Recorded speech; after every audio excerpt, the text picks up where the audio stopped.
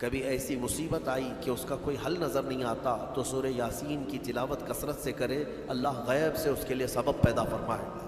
اللہ کے حبیب صلی اللہ تعالیٰ علیہ وسلم نے ارشاد فرمایا، لِكُلِّ شَيْءٍ قَلْبٌ وَقَلْبُ الْقُرْآنِ یاسین، ہر چیز کا ایک دل ہوتا ہے اور قرآن کا دل سورہ یاسین ہے۔ اسی سے آپ اندازہ کریں جس کو قرآن کا دل کہا گیا ہے اس کی کیا اہمیت ہوگی۔ سورہ یاسین کے بڑے فضائل ہیں، احادیث سے بھی وارد ہیں، بزرگوں نے تجربات میں بھی لکھا ہے۔ یاسین مبارک قرآن پاک کا ایک مغز ہے۔ دل کا مطلب تو آپ جانتے ہیں کہ دل جو ہے پورے جسم کے اعضاء میں بادشاہ کی حیثیت رکھتا ہے۔ تو قرآن پاک میں سورہ یاسین، آپ کو معلوم ہونا چاہیے ہجرت کی رات جب رسول کریم صلی اللہ علیہ وسلم اپنے گھر سے نکل کر مدینے کی طرف جا رہے تھے اور آپ کے گھر کے اطراف مکہ کے کفار و مشرکین محاصرہ کر کے قتل کے ارادے سے کھڑے تھے، اس رات کو حضور پاک صلی اللہ تعالیٰ علیہ وسلم کے لبوں پر سورہ یاسین کی تلاوت تھی۔ آپ نے مٹی ہاتھ میں اٹھائی اور سورہ یاسین شریف کی تلاوت کرتے رہے اور اس مٹی کو یوں پھینک دیا یہ کہتے ہوئے کہ شاہت الوجوہ، تم سب کے چہرے برباد ہو جائیں۔ اور وہ مٹی اگرچہ ایک مٹھی بھر تھی لیکن جتنے لوگ کھڑے تھے سب کے چہروں اور ان کے ناکوں کے قریب گئی اور وہ بے جان سے ہو گئے اور اندھے ہو گئے۔ حضور پاک صلی اللہ تعالیٰ علیہ وسلم ان کے درمیان سے گزر کر کے گئے لیکن کوئی بھی آپ کو دیکھ نہ سکا۔ یاسین پاک اس رات کو بھی میرے آقا صلی اللہ تعالیٰ علیہ وسلم تلاوت کرتے رہے۔ اور پھر اس کے فضائل میں بتایا گیا ہے کہ اگر کبھی ایسی مصیبت آئی کہ اس کا کوئی حل نظر نہیں آتا تو سورہ یاسین کی تلاوت کثرت سے کرے، اللہ غیب سے اس کے لیے سبب پیدا فرمائے گا۔ اور اگر کبھی ایسی جگہ پر پھنس گیا جہاں اسے کھانے پینے کی کوئی چیز نہیں ملتی، بھوک کی شدت نے پریشان کر رکھا ہے، سورہ یاسین کی تلاوت کرے، اللہ اس کی بھوک کو کافی فرما دے گا۔ یعنی یہ غذا بھی ہے، شفا بھی ہے، دوا بھی ہے۔ اور سورہ یاسین شریف کے متعلق یہ بھی فرمایا گیا کہ اگر کہیں وہ راستہ بھٹک گیا جنگل میں، صحرا میں، سورہ یاسین شریف کی تلاوت کرے، اللہ اس کو سیدھا راستہ عطا فرمائے گا۔ اب یہ جب جنگل میں بھٹکنے اور صحرا میں بھٹکنے کے لیے سورہ یاسین کی تلاوت کا حکم دیا گیا کہ وہاں تمہیں راستہ مل جائے گا، میں کہتا ہوں پوری زندگی بھر پڑھتے رہو تاکہ اللہ تعالیٰ زندگی گزارنے کا بھی سیدھا راستہ اس کی برکت سے عطا کرے گا۔ اور جو سورہ یاسین شریف صبح پڑھ کر کے نکلا وہ شام تک امان میں ہے، مصیبتوں سے محفوظ ہے، اس کے لیے رزق کے فرشتے اتارے جاتے ہیں، اس کی حفاظت کی جاتی ہے۔ تو یاسین کی بڑی برکتیں ہیں۔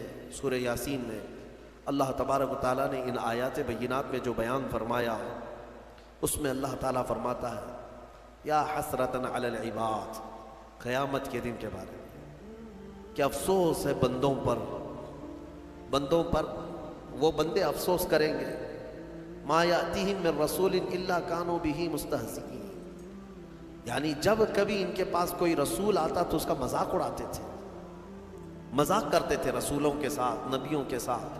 ان لوگوں کی جو حشر ہوں گے نا وہ بہت سخت ہے، قیامت کے دن بہت زیادہ سخت ان کے ساتھ معاملات ہوں گے۔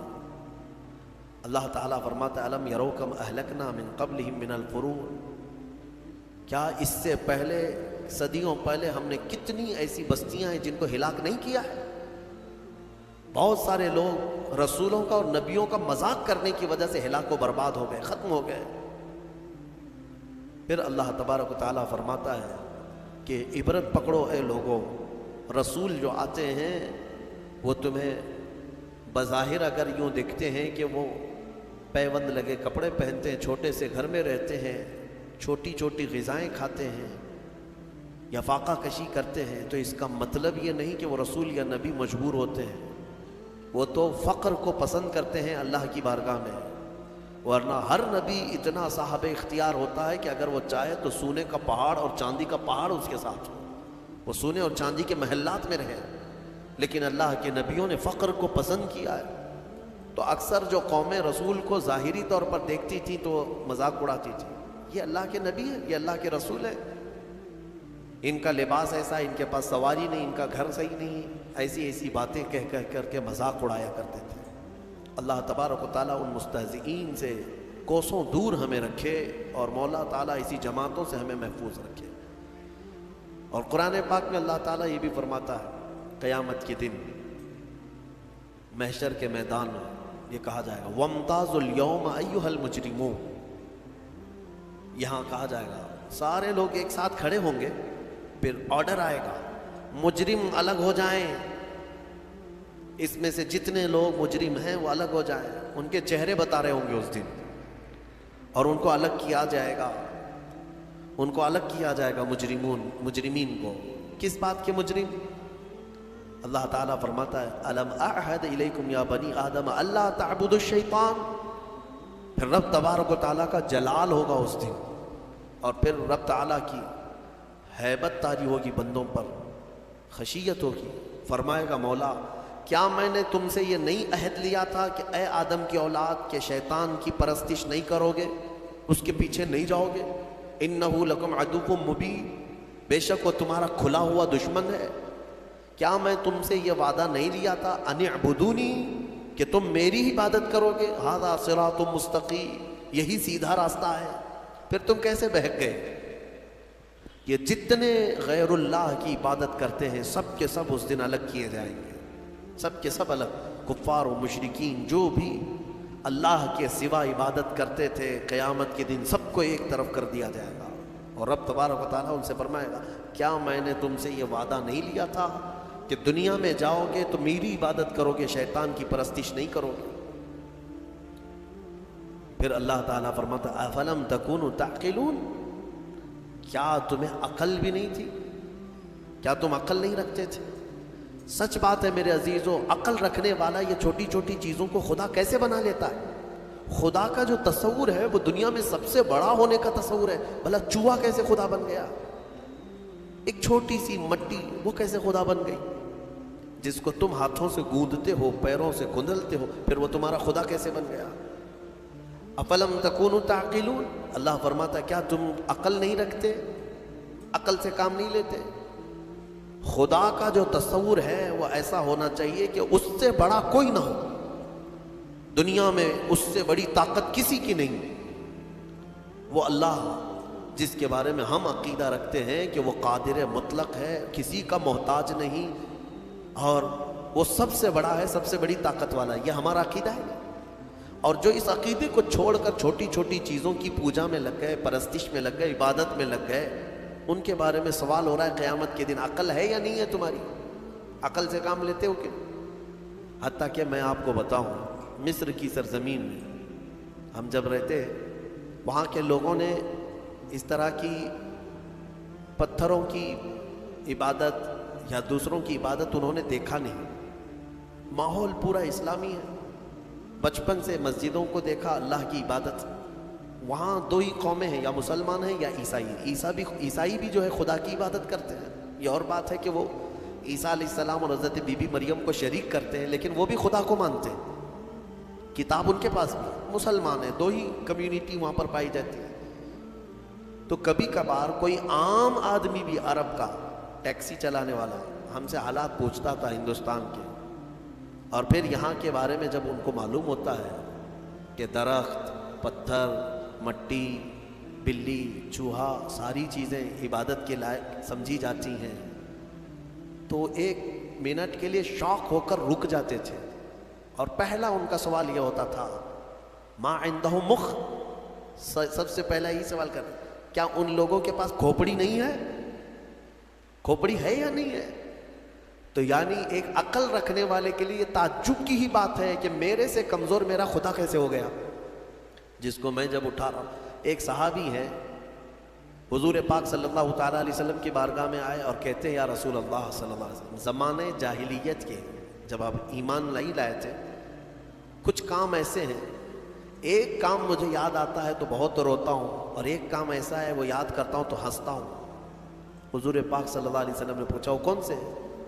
کہا زمانے جاہلیت میں جس کام پر مجھے رونا آتا ہے وہ یہ ہے کہ ہمارے گھر بیٹیاں پیدا ہوتی تو ہم گلا مروڑ کر دفن کر دیتے تھے، اپنے ہاتھوں سے مارتے تھے اور زندہ دفن کر کے آ جاتے تھے۔ آج مجھے اس کام پر بڑا افسوس ہوتا ہے، روتا ہوں۔ ایک ایک نے 5 بیٹیاں دفن کی، اپنے ہی گھر میں پیدا ہونے والی بچیوں۔ کہتے ہیں یہ کام یاد آتا ہے زمانے جاہلیت کا تو بڑا رونا آتا ہے، اور کہتے ہیں پھر ہنسی کس بات پر آتی ہے؟ وہ کہتے ہیں ہم زمانے جاہلیت میں ہمارے جو خدا ہوتے تھے آٹے کے خدا ہم بناتے تھے جب کبھی سفر میں جانا ہوتا تھا، اور ہر ایک کا الگ، ہوا کا الگ تھا، بارش کا الگ تھا، دھوپ کا الگ تھا، زمین کا الگ، آسمان کا الگ، بیماریوں سے صحیح کرنے والا الگ، سب کے الگ الگ تھے۔ تو ہم وہ آٹے کے بنا کر کے سفر میں لے کر کے چلتے تھے کہ سفر میں ہمارے ساتھ رہے گا ہمارا یہ خدا، اور اس کی عبادت بھی کرتے تھے۔ اور وہ صحابی کہتے ہیں لیکن بیچ میں کبھی غلہ اناج ختم ہوتا تو کبھی اس کا ہاتھ توڑ کے کھاتے تھے، کبھی پیر توڑ کے بھون کے کھاتے تھے۔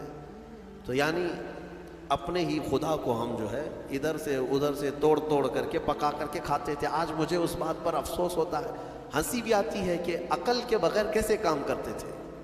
بہرحال قرآن یہ سوال کرتا ہے افلم تکونوا تعقلون، کیا تم لوگوں کو عقل نہیں ہے، عقل نہیں رکھتے تھے؟ پھر اللہ فرماتا ہے ہذہ جہنم التی کنتم توعدون، یہ وہی دوزخ ہے جس کا تم کو وعدہ کیا گیا تھا، آؤ اس میں۔ جتنے اللہ کو چھوڑ کر عبادت کرتے رہے سب کو بلایا جائے گا، اصلوھا اليوم، اللہ تعالیٰ فرماتا ہے آج کے دن سب کو اس میں ڈالو، ان سب کو ڈالو۔ جہنم کی کیفیت کیا ہوگی پتہ ہے؟ جہنم اس دن پکڑ کر کے لائی جا رہی ہوگی، فرشتے اس کو لا رہے ہوں گے۔ کتنی بڑی ہے جہنم یا دوزخ، یہ کتنی بڑی ہے، اللہ اکبر، اندازہ نہیں کر سکو گے۔ ایک دوزخی، ایک جہنمی جو ڈالا جائے گا، یہ نہیں جو ہماری شکلیں ہیں۔ حدیث پاک میں حضور صلی اللہ علیہ وسلم فرماتے ہیں جہنمی کی اتنی بڑی شکل ہوگی کہ مکہ اور مدینے کے بیچ کا پورا فاصلہ بھر جائے گا ایک ہی جہنمی سے۔ اگر وہ بیٹھ گیا، 400 کلومیٹر ہے مکہ سے مدینے کا فاصلہ، 425 کلومیٹر کا فاصلہ ہے۔ حضور فرماتے ہیں کہ اس دور اتنا لمبا چوڑا ایک جہنمی ہوگا، اور پھر جب کروڑوں جہنم میں ڈالے جائیں گے تو جہنم کی وسعت کتنی ہوگی، وہ کتنی بڑی ہوگی، اندازہ نہیں کر سکتے۔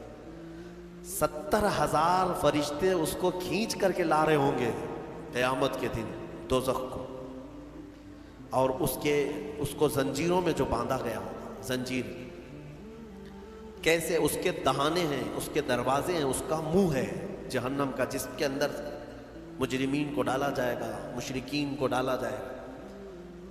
تو روایات میں ہے کہ اس کو 70,000 فرشتے زنجیروں میں جکڑ کر کے لا رہے ہوں گے، ایک ایک زنجیر پر 70,000 زنجیریں ہیں اس کی، اور ہر زنجیر پر 70,000 فرشتے اس کو جکڑ کر کے لا رہے ہوں گے۔ اس کے باوجود جہنم ان سے چھڑا کر کے بھاگنے کی کوشش کر رہی ہوگی مجرمین کی طرف۔ کس کی طرف؟ محشر میں جو مجرمین موجود ہوں گے ان کی طرف لپکنے کی کوشش کر رہی ہوگی فرشتوں کے ہاتھوں سے زنجیر کو چھڑا کر۔ اتنی طاقت اور اتنی ہیبت۔ اس کے اندر آگ جو ہے وہ کس قسم کی ہے؟ فرمایا گیا دنیا کی آگ لال ہے، جہنم کی آگ نہایت کالی ہے، سخت کالی آگ، اتنی کالی آگ ہے کہ کچھ نظر نہیں آتا دوزخ کے اندر۔ اور رب تعالیٰ فرمائے گا اصلوھا اليوم، آج سب کو ڈالو اس میں، بما کنتم تکفرون، جو تم کفر کیا کرتے تھے۔ مجرمین کو پکڑا جا رہا ہوگا، اور جہنم کا حال کیا ہوگا میں بتاتا ہوں۔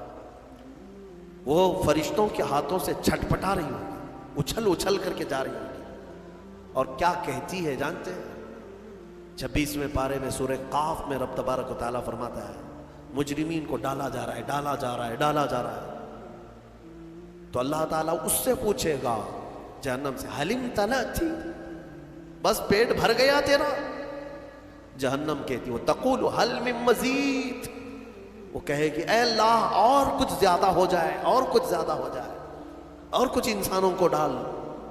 اس دن وہ پکارتی رہے گی اور میرے اندر ڈالا جائے، اور میرے اندر ڈالا جائے۔ اور جانتے ہیں جب اس کی آگ کم پڑنے لگ جائے، دھیمی ہونے لگ جائے، تو آگ بھڑکانے کے لیے انسانوں کو اور پتھروں کو گرایا جائے گا، اس کا ایندھن ہے۔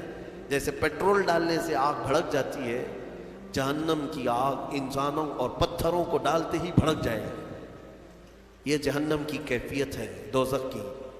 اور جہنم کا سب سے ہلکا عذاب کیا ہے؟ سب سے ہلکا، اگر کوئی چلا بھی گیا تھوڑے سے گناہوں کی سزا بتا کر کے واپس آنے والا ہے، تو حدیث رسول میں ملتا ہے سب سے ہلکا عذاب یہ ہے کہ وہاں آگ کی جوتیاں پہنائی جائیں گی جس کی گرمی سے اس کا بھیجا کانوں سے باہر آ رہا ہوگا، پک پک کر کے ابل رہا ہوگا۔ یہ سب سے ہلکا عذاب جہنم کا۔ پھر جس کے بارے میں اللہ نے عذاب علیم کہا، عذاب عظیم کہا، عذاب مہین کہا، وہ کیسا عذاب ہوگا؟ عذاب علیم کا مطلب دردناک عذاب، عذاب عظیم کا مطلب بڑا عذاب، عذاب مہین کا مطلب ذلت والا عذاب۔ وہ کیسے عذاب ہوں گے وہ اللہ بہتر جانے۔ جہنم کا خوف ایک مومن کے اندر خشیت پیدا کرتا ہے، اللہ سے ڈر پیدا کرتا ہے۔ تم ہلکے میں لیتے ہو اس چیز کو؟ ذرا موم بتی میں اپنی انگلی رکھ کر کے دکھانا، یا چولہے میں جا کر کے اپنا ہاتھ رکھ کر کے دکھانا، اگر چمڑی جل گئی تو 8 دن تک اس کی مرہم پٹی پہ لگ جائیں گے، ہا ہو کرتے رہیں گے۔ جلے ہوئے آدمی کو سکون کبھی نہیں، لیکن دوزخ میں جب ڈالا جائے گا، ایک بار چمڑی جل گئی تو ختم ہو جائے گا۔ ایک بار یہاں آگ میں جل گئے تو مر گئے، پھر کیا ہونا ہے؟ لیکن دوزخ میں ایسا نہیں کہ اب تم وہاں جب تک جلتے رہو گے موت نہیں آئے گی، موت ختم کر دی جائے گی۔ مرنا ایک ہی بار ہے انسان کو یہاں دنیا میں، پھر قیامت کے دن موت کو بھی اللہ تعالیٰ موت دے دے گا، ختم۔ اب نہ جنتی مرے گا نہ دوزخی مرے گا، کوئی مرنے والا نہیں ہے وہاں پر۔ دوزخ میں جو گئے چاہے وہ جتنے بھی عذابات آئیں موت نہیں آئے گی۔ یہی تو سب سے بڑا ٹینشن ہے وہاں پر۔ کفار و مشرکین مانگیں گے کہ موت دے دے ہم کو، لیکن موت نہیں آئے گی۔ اور جب چمڑی جلتی ہے تو لوگ یہ سمجھتے ہیں ایک بار جلے گی تو دوسری بار پھر کیا جلے گی؟ جلی ہوئی چیز کو کیا جلایا جائے گا؟ اللہ تعالیٰ فرماتا ہے کلما نضجت جلودہم بدلناہم جلودا غیرہا لیذوقوا العذاب۔ اللہ فرماتا ہے جب جب آگ سے پک جائے گی نا چمڑی، نضجت کہتے ہیں پھل کی طرح پک جانا، جو پل پلا ہوتا ہے پھل، چمڑی پیپ سے پک جائے گی، بھر جائے گی۔ اللہ فرماتا ہے جب جب دوزخ کی آگ کی وجہ سے تمہاری چمڑی پکے گی، اللہ فرماتا ہے ہم اس کے علاوہ دوسری چمڑی تمہیں پہنا دیں گے، نئی چمڑی ڈال دیں گے، بدلناہم جلودا غیرہا لیذوقوا العذاب، تاکہ عذاب کو چکھ سکو، نیا نیا عذاب چکھ سکو۔ حضرت کعب احبار رضی اللہ تعالیٰ اس آیت کی تفسیر میں فرماتے ہیں، ان سے پوچھا گیا کہ کتنی بار چمڑی بدلی جائے گی؟ وہ کہتے 1 گھنٹے میں 70 بار بدلی جائے گی، ہر گھنٹے میں 70 بار پورے جسم کی چمڑی بدلی جائے گی۔ سہنے کی طاقت ہے کسی کے اندر، برداشت کرنے کی طاقت ہے۔ اسی لیے مجھے وہ دعا یاد آتی ہے، حضرت سفیان ثوری رو رو کر کے دعا کرتے تھے، بڑی پیاری دعا ہے۔ اللہ کی بارگاہ میں یوں کہتے تھے الہی لست للفردوس اہلا، اے میرے مولا میں تیری فردوس بری میں، جنت میں جانے کا اہل تو نہیں ہوں، میں تیری جنت میں جانے کے قابل تو ہوں نہیں، ولا اقوی علی نار الجحیم، اور نہ ہی میں تیرے دوزخ کے عذاب سہنے کی طاقت رکھتا ہوں، یہ بھی تو میرے اندر طاقت نہیں ہے۔ مانا کہ جنت میں جانے کے جیسے اعمال نہیں ہیں، لیکن تیری دوزخ کا عذاب سہنے جیسی بھی طاقت نہیں ہے۔ اب بچا کیا ہے؟ فاغفر ذنوبی بفضل جودک یا اللہ، اے اللہ تو اپنے کرم سے اور اپنے فضل سے معاف کر دے تو بڑی بات ہے، باقی اعمال تو نہیں ہے۔ حضور مفتی اعظم ہند رضی اللہ تعالیٰ عنہ نے یہی دعا کی تھی، میرے اعمال کا بدلہ تو جہنم ہی تھا، میں تو جاتا میرے سرکار نے جانے نہ دیا۔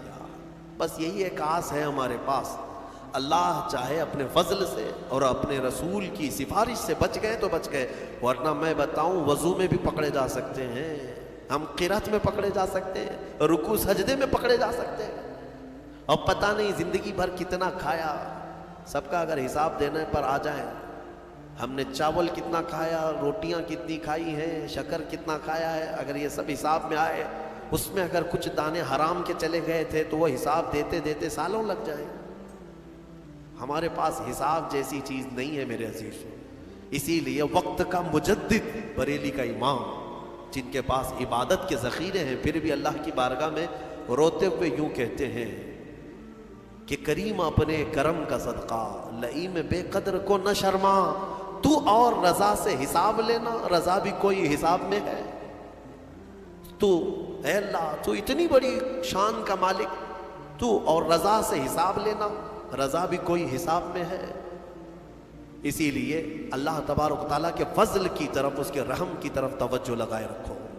سورہ یاسین میں مولا تبارک و تعالیٰ نے جو فرمایا رونگٹے کھڑے ہو جاتے ہیں۔ آگے کی آیتیں اللہ فرماتا ہے الیوم نختم علی افواہہم، آج کے دن ہم تمہارے منہ پر مہر لگا دیں گے، مہر لگا دیں گے، اس کا ترجمہ یہی ہے۔ اور رب تعالیٰ فرماتا ہے وَتَشْهَدُ أَرْجُلُهُمْ بِمَا كَانُوا يَكْسِبُونَ، تمہارے پیر گواہی دیں گے تم کیا کیا کرتے تھے۔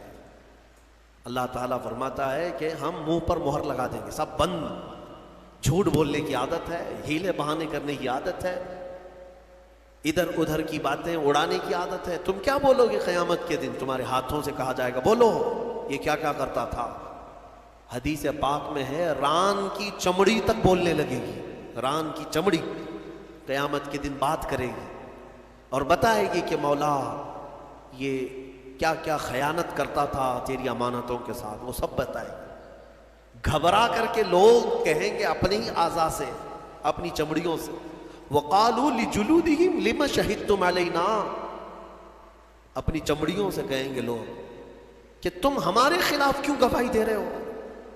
دنیا میں ہم جب بھی تمہیں کوئی تکلیف ہوتی تھی تو ہم فوراً تمہارا خیال کرتے تھے، کٹ گیا تو پٹی لگایا، دوا لگایا، ہاتھ کی کیا خیال کرتے ہیں کہ نہیں خیال کرتے؟ لیکن یہ نہ ہاتھ ہمارا ساتھ دے رہا ہے، نہ پیر ساتھ دے رہا ہے، نہ آنکھیں، نہ ناک، نہ کان، نہ چمڑیاں ہمارے خلاف گواہی دے رہی ہیں۔ تو یہ کہیں گے قیامت کی قالوا انطقنا اللہ الذی انطق کل شیء، وہ بولیں گے اس اللہ نے ہمیں بولنے کی طاقت آج دی ہے، جس نے سارے لوگوں کو ہر چیز کو بولنے کی طاقت دی، اسی نے آج ہمیں بولنے کی طاقت دی۔ تو نے اللہ کی نعمتوں کے ساتھ انصاف نہیں کیا، آج تیرے خلاف گواہی دی جائے گی۔ ڈرو اس دن سے، ڈرو۔ اسی لیے ہمیشہ قرآن نے بھی ڈرایا ہے، کس بات سے؟ اس دن سے ڈرو جس دن حساب کا ہوگا۔ 24ویں پارے میں ایک آیت ہے سورہ غافر کی، اللہ فرماتا ہے ایک آواز آئے گی اس دن، لمن الملک اليوم، آج کس کی بادشاہت ہے، آج کس کی بادشاہت ہے؟ دنیا میں اس کی جے جے کرتے رہتے تھے، قیامت کے دن پوچھا جائے گا کس کی بادشاہت ہے؟ سب چپ، کسی کی زبان سے کوئی بات نہیں آئی۔ پھر اللہ تعالیٰ کی طرف سے ہی آواز آئے گی للہ الواحد القہار، آج ایک اللہ قہر کرنے والے کی حکومت ہے، قہار کی آج حکومت ہے۔ اللہ کے 99 صفات ہیں، وہ غفار بھی ہے، ستار بھی ہے، رحیم بھی ہے، کریم بھی ہے، لیکن قیامت کے دن مولا فرماتا ہے قہار ہے۔ قہار کسے کہتے ہیں؟ سخت پکڑ کرنے والا۔ پکارا جائے گا این الجبارون این المتکبرون، کہاں ہے وہ زمین میں جو گھمنڈ کرتے تھے، کہاں ہے وہ جو زمین میں دادا گیری کرتے تھے؟ بلائے جائے۔ قہار کے سامنے کس کی مجال ہے بات کرنے کی؟ تمہیں پتا ہے اللہ کے نبیوں کا حال یہ ہوگا، موسیٰ علیہ السلام جو جلیل القدر پیغمبر ہیں وہ تک کانپ رہے ہوں گے وہاں پر اللہ کے جلال سے۔